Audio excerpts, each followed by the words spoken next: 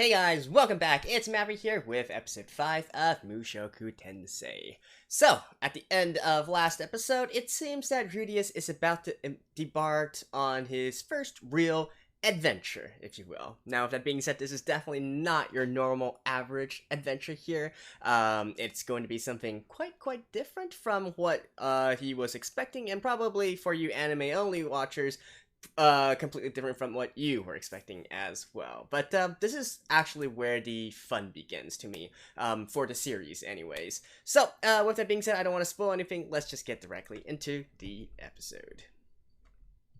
Alright, let's begin in 3, 2, 1, play.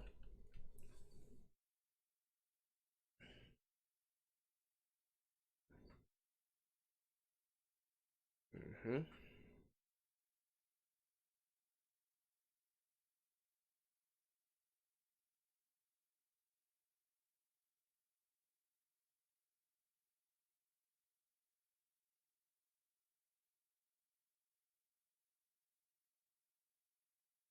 Hmm.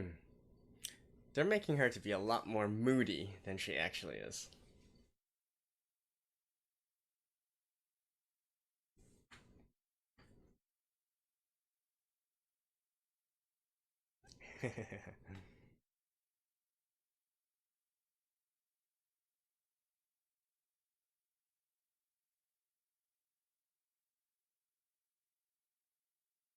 Yeah, they're really... oh well.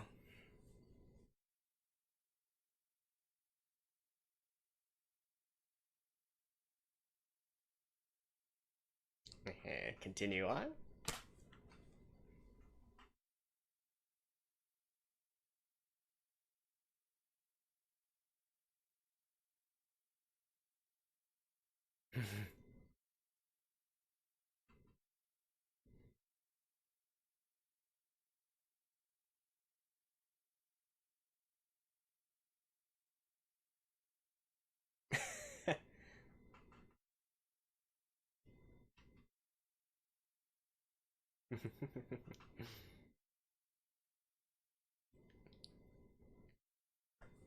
For the next 5 years.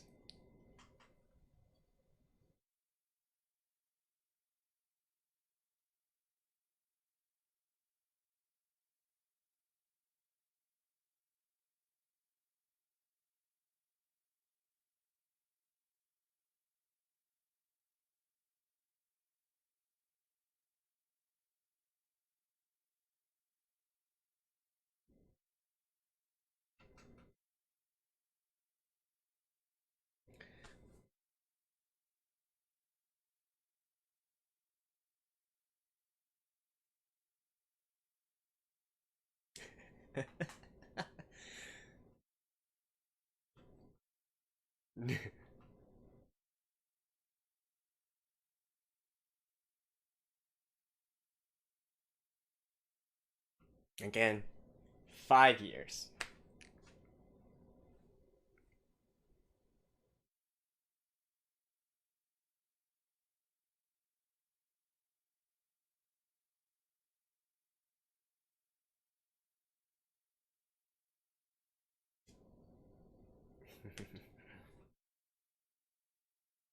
I have to say, again, in the original, Rudy was a lot more, how can I put it? Calm in the situation, and also agreed that it's probably for the best. No, not like he didn't hear, but...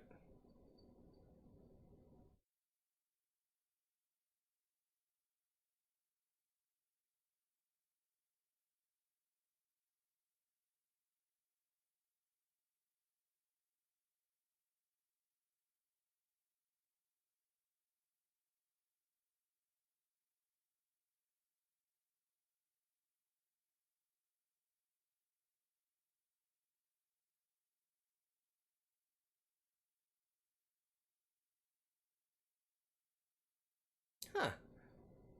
They're changing some things already.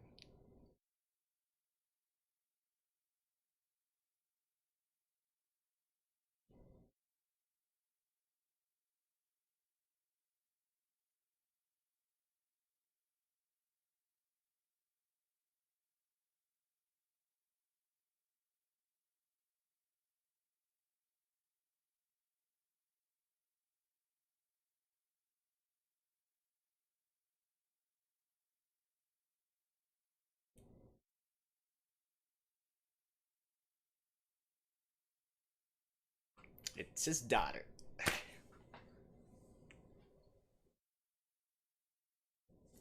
Wow, they are really like completely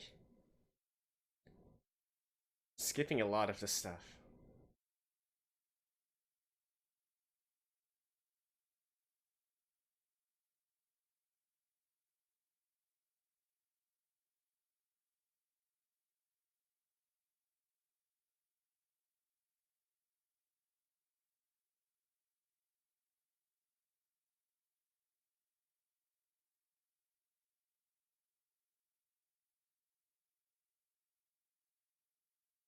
It's Eris. Hey.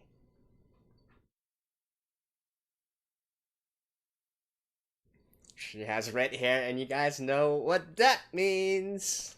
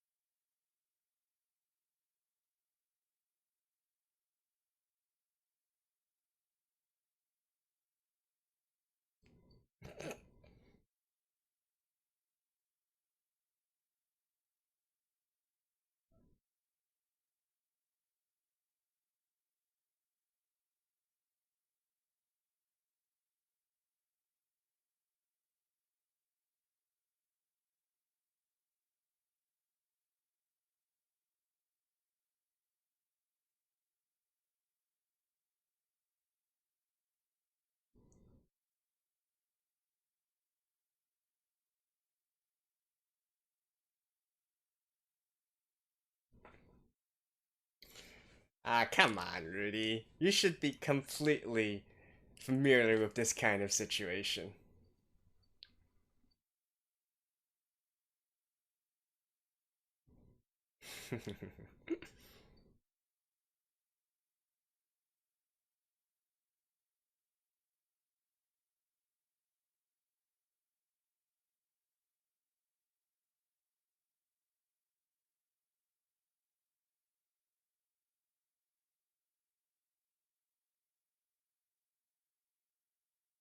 Yes, he does.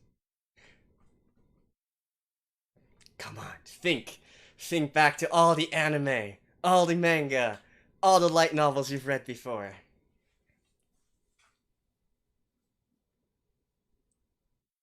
Although, I guess technically, since Mushoku Tensei is considered like the grandfather of a lot of other works.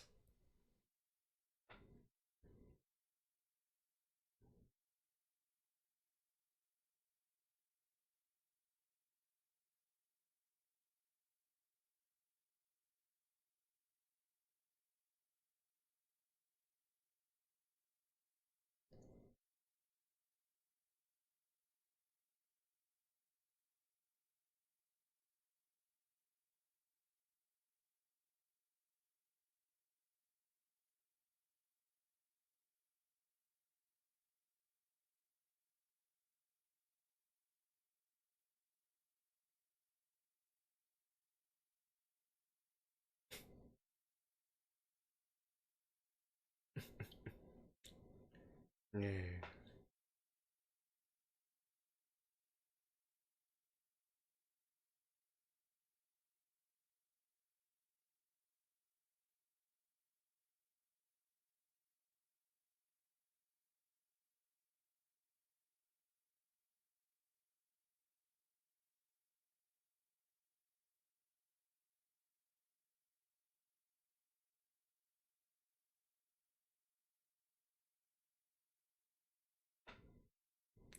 All according to plan.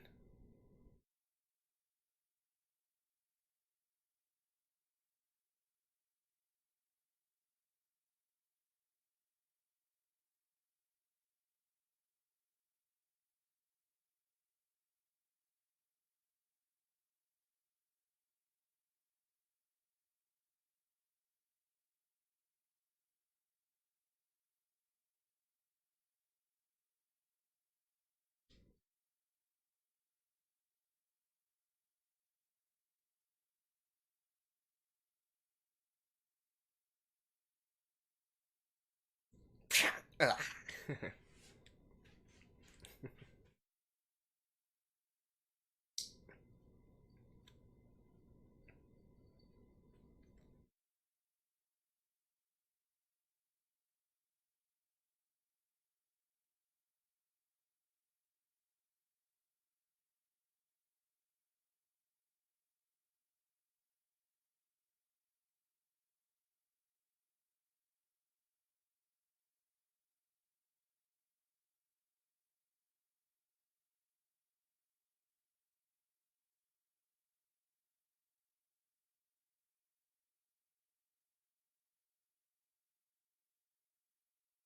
Oof. Look at her teeth.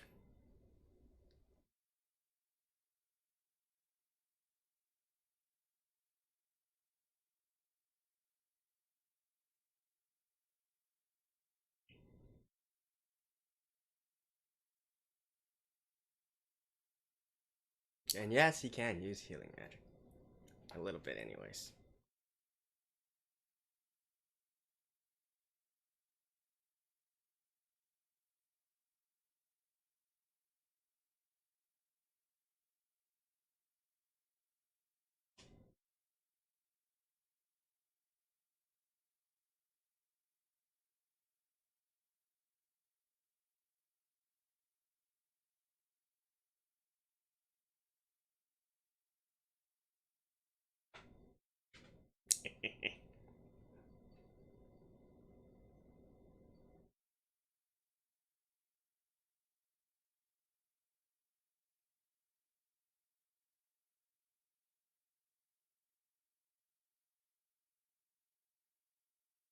Just escape.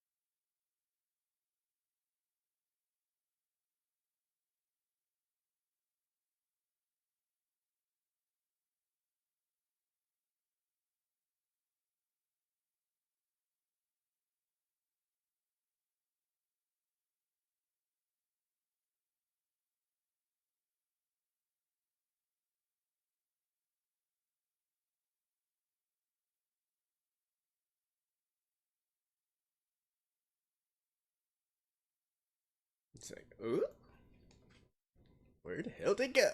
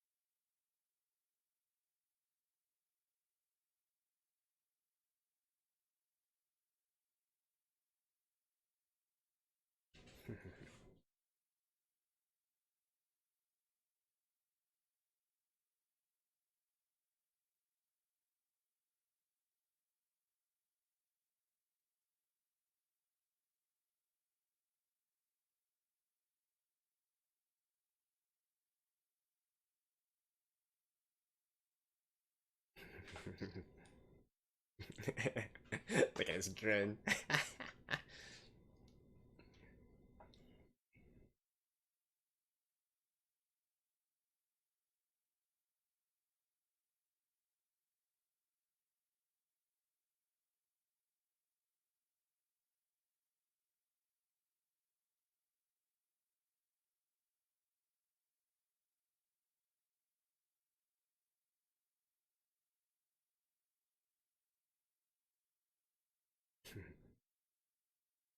They're worried it actually is the pursuers.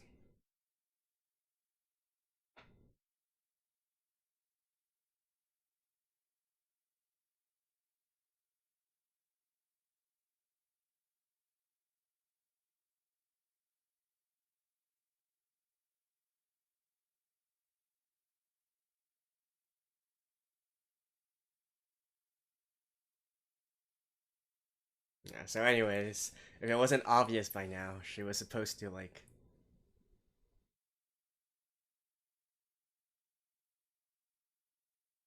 Oh, oh wait, they fast forward this so early. What?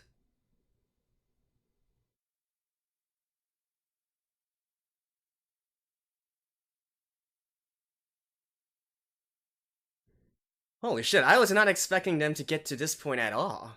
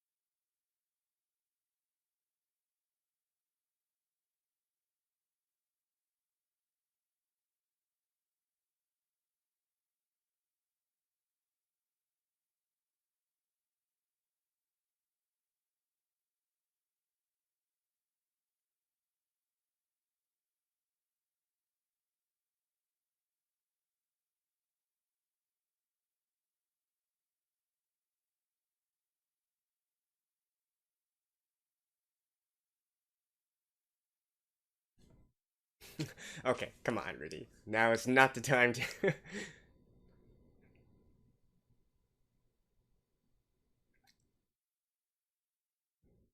Okay. Erotic games.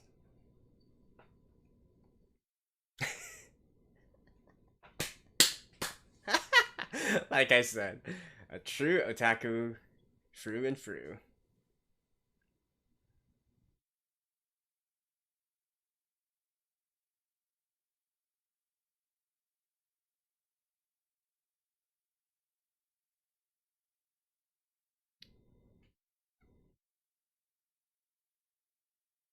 Oof.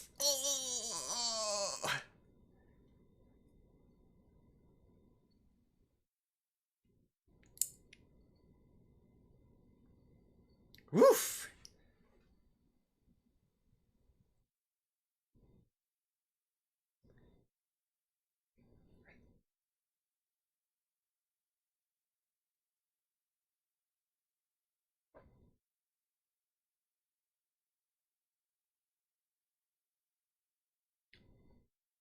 Hey, guess who that is?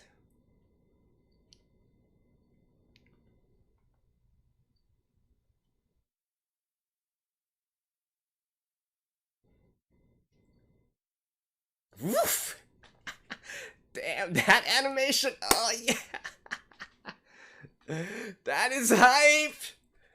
Holy shit. Oh, this was hype.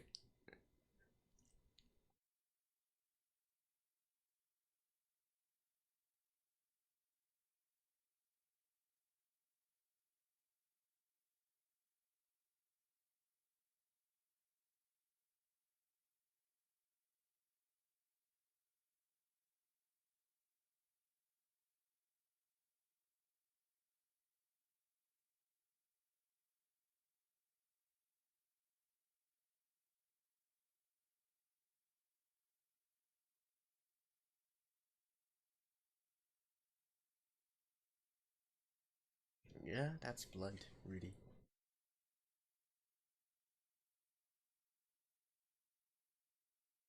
And you'll notice how Eris doesn't think of anything about this.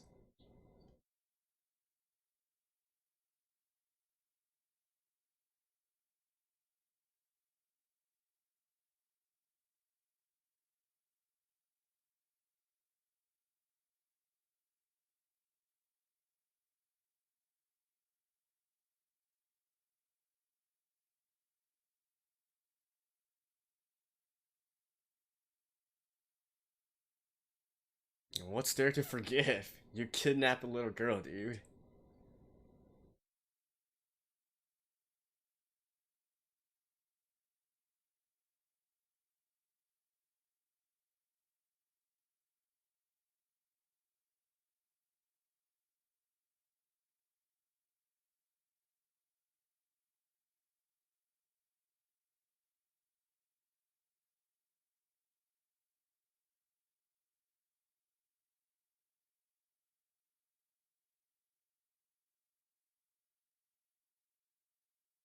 That's why you need to go stronger as well.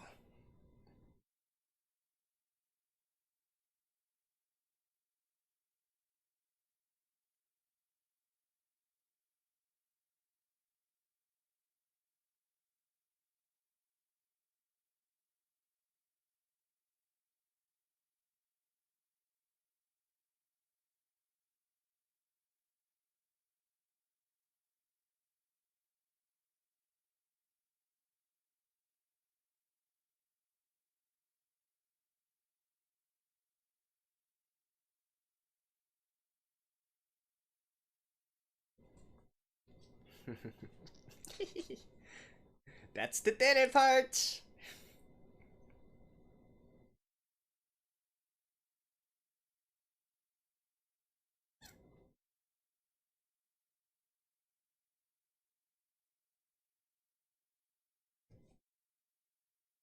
Yay!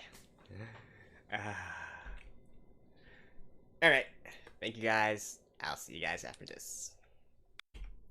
Alright, that was episode 5, and indeed that was hype. I loved it. They did change a few things, a few minor things about this, but overall, the point got across, right? We meet Eris, who was, again, another very important character in this series, and of course, just looking at her from first glance, your first instinct is already, I mean, it is a character archetype, right? We can't help that.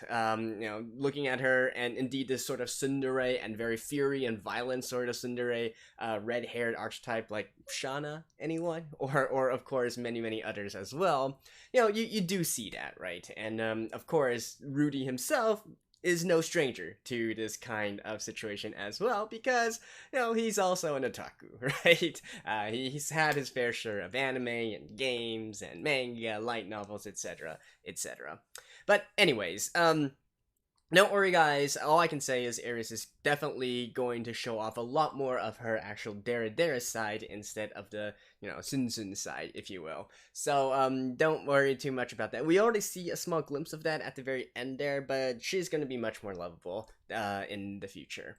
Unlike, because there are some tsunderes where even though they sometimes show their dere side, a lot of times you still want to, like, strangle them, right? Or at least, be like, why the hell are you being like this? But anyways, beyond all that, we also are still missing some introduction to a few more key characters, actually. But no, mostly you get the point across, right? And I think one thing, without spoiling anything, I think one thing to take note of from this development so far is indeed the fact that, hey, Rudy does have relatives. He's actually from a fairly rich and prominent family here, right? A noble family. And anytime when we have a fantasy series where we can have this kind of development, it obviously opens up various different avenues of plots and storylines and so on and so forth, right? It's one thing to be like a no-name and trying to be just like an adventurer, building your name up, so on and so forth. It's another thing if you actually carry a family name and you're of nobility. You got all that other stuff that you can go into, right? Like the politics, the mind games, the grandstanding and so on and so forth, and that is indeed going to be part of this as well. And of course, it also bears to remember, Rudy, how he was in his former life, right, being a little bit of a shut-in, if you will, a neat, or I guess if you want to put it a little bit more bluntly, a loser who's really only a good for nothing in society and whatnot. And now he's being thrust into this position where it's going to be expected of him to carry his own weight in front of other nobles, other of the how can you say it, like the top dogs of the country or of this world or whatnot, and that is indeed going to be an interesting prospect as well. So we got that to look forward to, and again, because he's going to be staying here for 5 years, right? 5 years within anime time, we are going to be looking at this situation for a long time. So and honestly, it's this actual arc, if you can call it that, is actually quite well, I like to say it's a favorite of mine. I was definitely very entertained, right? But I actually didn't continue on too much after this arc, so I don't really have anything to compare it to. But definitely, you know, beyond just the storyline, which we'll get into obviously in the future and whatnot, and again, really looking forward to that. I think another thing to take away from this being an anime adaptation, of course, is in the animation, right? The visuals. Like, oh my god, the part where they were fighting and all that, with Rudy fighting and Glenn fighting as well, that was awesome. That's definitely something that you don't really get either from the light novel or from the manga form. I mean, that was 10 out of 10, alright? I love the way that they animated that part, all the way from the sword throwing to utilizing the firebolts and the sand magic and whatnot, all the way to that you know, god sword style ability that was shown off at the very end there, like whoosha, and the colors and all that, and then the ringing in your ears and so on and so forth. That was just awesome. That's all I can say about it. Just awesome. But anyways, I think that's pretty much it for now. Again, I don't really want to spoil anything for you guys, so definitely look forward to the upcoming episodes as well, because let's just say that Eris is going to be a lot more manageable now that she has been taught a lesson, if you will. And by the way, the lesson, you know, I'm fairly sure that this is also a cliche. You know, maybe there's a lot more cliches after Mushoku Tensei as well, but I'm fairly certain that this is also a cliche that was used before it. So I'm just saying,